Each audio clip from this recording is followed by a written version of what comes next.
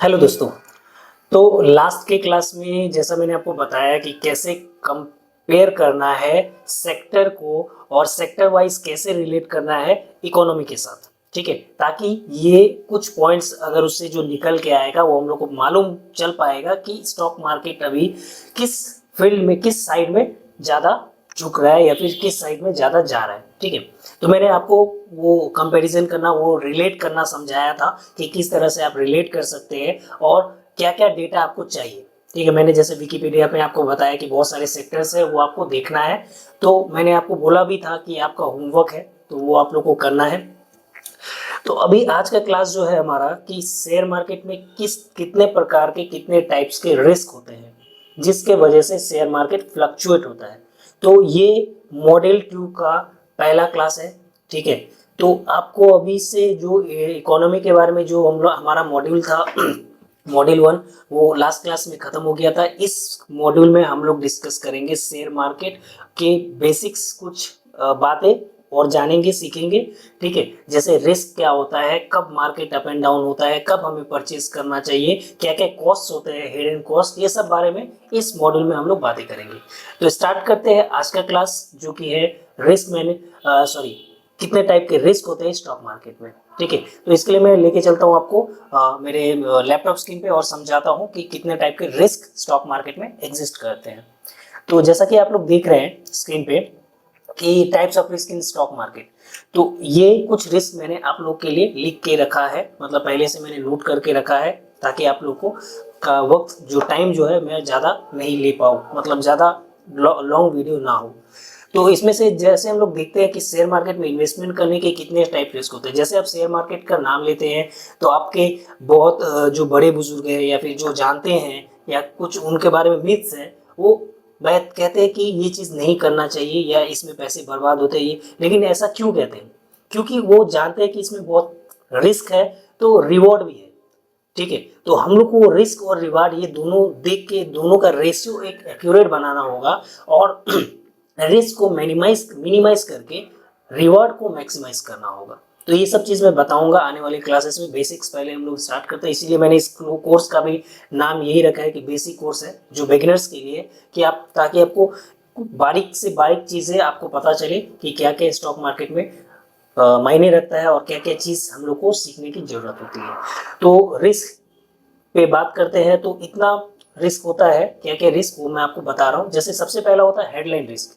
Headline risk का मतलब क्या है, जैसे न्यूज़पेपर में सपोज करो किसी एक कंपनी के बारे में कोई न्यूज़ आता है, अगर वो पॉजिटिव न्यूज़ रहता है तो लोगों को ये ट्रस्ट रहता है कि आजकल के टाइम में जैसे कि न्यूज़पेपर बहुत कम आदमी पढ़ते हैं, लेकिन जितने भी पढ़ते हैं पहले के पुराने टाइम में तो वो लोग न्यूज़ देख के ही पहले ये करते थे कि मार्केट जो है किस तरफ जाने वाला है, ठीक है। जैसे किसी कंपनी के बारे में अगर बुरा न्यूज़ आता है तो उसका इम्पैक्ट बुरा पड़ता है, लोग उन पे ट्रस्ट कम करता है। अगर पॉजिटिव इम्पैक्ट करता है तो उसके शेयर प्राइसेस बढ़ सकते हैं। तो ये है एक पहला रिस्क, हेडलाइन रिस्क, ठीक है।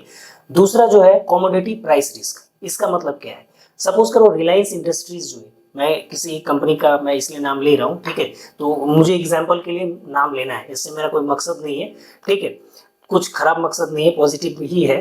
तो जैसे commodity price risk, raw material का प्राइस उतरना, मतलब बढ़ना या गिरना, इससे भी फैक्ट मतलब ये भी फैक्टराइज करता है शेयर मार्केट के प्राइस को। कैसे, सपोज कर रॉ मटेरियल ने अपने जो उनका जो एक दाना होता है, प्लास्टिक का दाना जिसको हम लोग कह सकते हैं, वो उनका प्राइस अगर इंक्रीज कर देती है तो उनके सेल पे इफेक्ट पड़ेगा। सेल इफेक्ट करेगा तो ऑटोमेटिकली उसके जो है आपका इम्पैक्ट उसके प्रॉफिट पे आएगा। प्रॉफिट जैसे उसका क्वार्टरली पोस्ट होगा कम है तो वहां उनका शेयर प्राइस थोड़ा सा डाउन होगा। तो ये होता है कमोडिटी प्राइस रिस्क। अगर प्राइस बढ़ता है तो शेयर मार्केट के भी बढ़ने के चांसेस गिरने के चांसेस है, और प्राइस अगर ड्रॉप होता है तो उनका सेल बढ़ेगा तो ऑटोमेटिकली शेयर प्राइस इंक्रीज हो सकता है।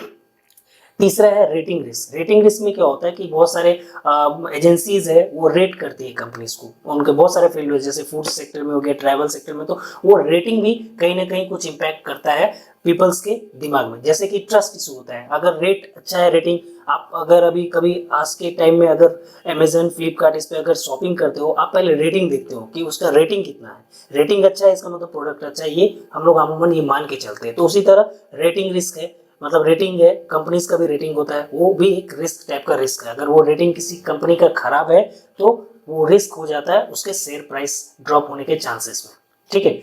उसके बाद है टेक्निकल और मैकेनिकल चेंज रिस्क। अभी सपोज करो वो कंपनी बहुत पुराना मेथड यूज कर रही है, टेक्निकली अभी बहुत अपग्रेड हो गया, लेकिन वो कंपनी जो है, जो कोई, मैं किसी कंपनी का बात कर रहा हूँ, सपोज करो जो टेक्निकली कुछ एडॉप्ट नहीं किया है, वो मशीन चलाती है लेकिन उस मशीन में वो टेक्निक का यूज ज्यादा नहीं कर रही है, तो उससे क्या फर्क पड़ता है कि जो दूसरी कंपनी है उस टेक्निक्स को एडॉप्ट करके वो चला रही है, तो ऑब्वियस सी चीज है कि वो ज्यादा इनकम करेंगी और उनका शेयर प्राइस इंक्रीज ऑब्वियस होगा।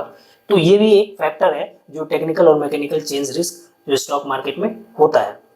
डिटेक्शन रिस्क, जैसे कि ऑडिटर्स का मिस्टेक हो गया, कभी ऐसा होता है, अभी अभी हाल फिलहाल में आपने अडानी का देखा था केस, हिंडनबर्ग, मतलब उसने क्या किया था कि अडानी के जो डेटाज है उस पर वो क्लेम किया था कि ये डेटा फ्रॉड है, फेक है, ठीक है। तो उससे क्या हुआ, उनका प्राइस आप जैसे देख सकते हो अराउंड अभी 23 या 2400 के आसपास है कहीं पे, जबकि वो प्राइस हुआ करता था 4000 के ऊपर। तो ये रिस्क क्यों हुआ, वो ऑडिटर मिस्टेक के वजह से, या फिर ये उन्होंने एक ऐसा क्लेम किया उनके ऑडिटर्स ने कि हम हिंडनबर्ग के कि उसके प्राइसेस वो फेक बता रही है, या उनका जो बैलेंस शीट है वो फेक दिखा रही है। तो यही होता है डिटेक्शन रिस्क, ठीक है। उसके बाद है लेजिस्लेटिव रिस्क। इसमें क्या होता है, गवर्नमेंट ने कुछ रूल्स चेंज कर दिया, लाइक सपोज करो इंडिया में अभी फिलहाल में सिगरेट्स के ऊपर में, जो टोबैको प्रोडक्ट है उसके ऊपर में टैक्सेस बढ़ा दिए, ठीक है।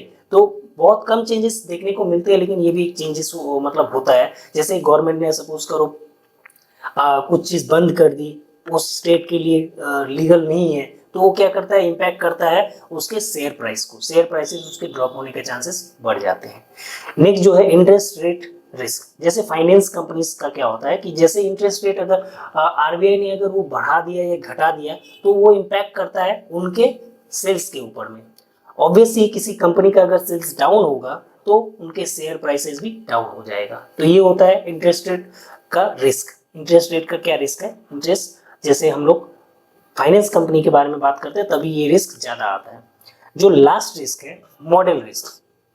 सपोज करो कोई कंपनी है, एक पुराना मॉडल पे काम करके वो कस्टमर्स को अट्रैक्ट कर रही थी, लेकिन आज के टाइम में अगर वो मॉडल पुराना हो गया, लाइक सपोज करो कि पहले हम लोग टीथ, अगर दांत मस्त ये करते थे, दांत ब्रश करते थे, अभी तो जैसे ब्रशिंग आ गया, पहले कुछ और था, पहले पाउडर्स था, वो मॉडल चेंज हुआ। अगर वो पाउडर, कुछ कंपनीज अभी अभी भी पाउडर बना के वो बेचती रहती, तो शायद वो उतना अभी नहीं चलता। अभी जैसे पेस्ट, उसको चेंज हो गया, वो पेस्ट आ गया, पेस्ट के फॉर्मेट में आ गया, पहले वो पाउडर के फॉर्मेट में था। तो ये होता मॉडल। अगर कोई कंपनी चेंजेस के हिसाब से, जो चल रहा है मार्केट में, जो चेंजेस आ रहा है उसके हिसाब से एडॉप्ट नहीं होती है, तो वो पिछड़ जाती है, और पिछड़ने के कारण उनका सेल्स डाउन होता है, शेयर प्राइसेस भी डाउन हो जाते हैं।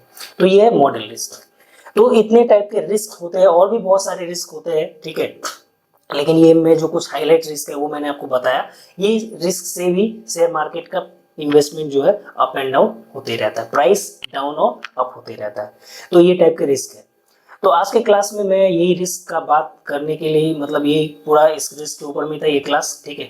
नेक्स्ट क्लास में हम लोग कुछ और बात करेंगे, लेकिन अभी के लिए फिलहाल आप लोग को ये रिस्क से ये क्लास को रिकैप करके एक बार देखना है कि जिस रिस्क का मैंने बात किया है वो रिस्क किसी अभी अभी के टाइम में किन कंपनीज पे मतलब इम्पैक्ट डाल रही है, ठीक है। इससे क्या होगा कि आपको प्रैक्टिकल करने का मौका मिलेगा और आप इस चीज को समझ पाओगे अच्छे से।